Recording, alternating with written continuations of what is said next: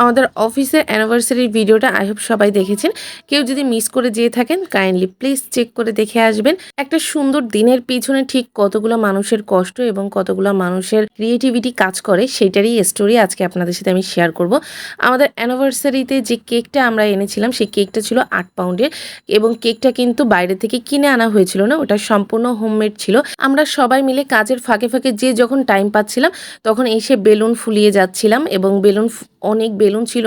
আমাদের টোটাল 400-র মতো বেলুন আনা হয়েছিল, যদিও সব লাগেনি, বাট প্রায় 300-র মতো বেলুন ফোলানো হয়েছিল ওই দিন এবং আমরা বেলুন নিয়ে বেশ মজা করতেছিলাম সবাই মিলে।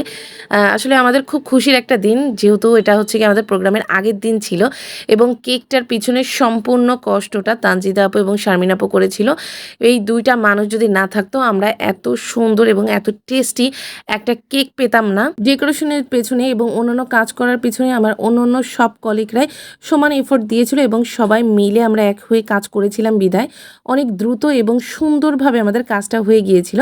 আর এই যে কেকটা ডিজাইন করা হচ্ছে, কেকেরও থিম সেট করা হয়েছিল, আপনারা দেখেছেন অলরেডি যে আমাদের শাড়ির যে কালার ছিল সেই কালারের সাথে মিল রেখে আমাদের কেকের এবং ডেকোরেশনের বেলুনের মানে A to Z সব কালার একই থিমের ছিল এবং শারমিন আপু সত্যি অনেক বেশি কষ্ট করছিল। আমাদের অফিসের যখন কোনো প্রোগ্রাম হয় তখন আমরা সবাই মিলে এক হয়ে একসাথে হাতে হাতে কিন্তু কাজগুলো করি এবং সেগুলো আমরা খুশি মনে করি। অফিসে আমাদের যার যে কাজগুলো থাকে আমরা সেগুলো আগে করি, দেন সেটার ফাঁকে ফাঁকে যে ফাঁকা টাইমটা থাকে সেই ফাঁকা টাইমে হচ্ছে আমরা প্রোগ্রামের এই কাজগুলো করি। শুধু কি কেক আর ডেকোরেশন করলেই চলবে? আমাদের যে পেশেন্টগুলো আছে তাদের জন্য গিফটের ব্যবস্থা রাখতে হবে না?